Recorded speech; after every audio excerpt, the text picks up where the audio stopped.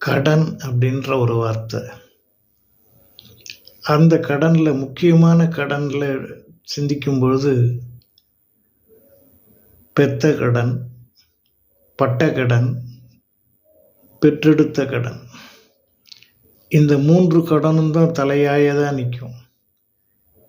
பெற்றவர்களுக்கு, நம்ம ஈன்றவர்களுக்கு செய்வது கடமை, கட்டாயம் செய்ய வேண்டியது ஒரு கடன். நம்ம வாழ்க்கையில் வாழ நம்மை நம்பி வந்தவர்களை அனுசரித்து காப்பாற்ற செய்கின்ற கடமை ஒரு கடன்.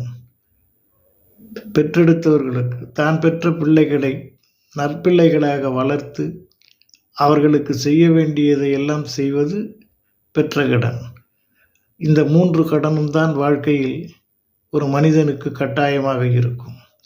இந்த 3லே இடைப்பட்ட கடனை மட்டும் சமாளிப்பது என்பது பெரிய கஷ்டம். அதற்குத்தான் வாழ்க்கையிலே போராடுகிறோம் என்று சொல்லுவாங்க.